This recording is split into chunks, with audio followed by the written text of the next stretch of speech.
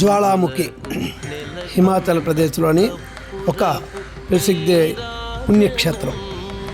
ఇక్కడ అమ్మవారి యొక్క నాలుక పడిందని భక్తుల నమ్మకం. విగ్రహం లేకుండా రాతి పగుళ్ళ నుండి నిరంతరం వెలుగుతున్న 9 జ్వాలల రూపంలో అమ్మవారు వెలిసి భక్తులకు మోక్షం ప్రసాదిస్తుందని నమ్మకం. అక్బర్ కూడా ఈ యొక్క జ్యోతులను ఆపలేకపోయాడు. నవరాత్రిలో అత్యంత మహిమాన్విత క్షేత్రంగా పూజలు అందుకుంటుందని కూడా తెలుస్తుంది. అష్టాదశ శక్తిపీఠాల్లో ఇది ఒకటి. ఇక్కడ పార్వతీదేవి నాలుక పడిందని భక్తుల యొక్క విశ్వాసం. ఈ క్షేత్రంలో అమ్మవారు విగ్రహ రూపంలో కాకుండా ఒక గుంటలోని రాతి పగుళ్ళ నుండి నిరంతరం వెలుగుతున్న 9 జ్వాలల రూపంలో దర్శనమిస్తారు.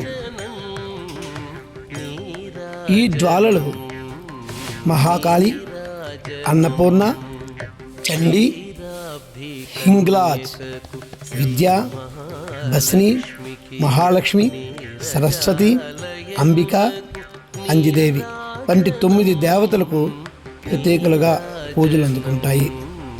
ఈ జ్వాలలు ఎప్పుడూ ఆరిపోకుండా నిరంతరంగా వెలుగుతూనే ఉంటాయి.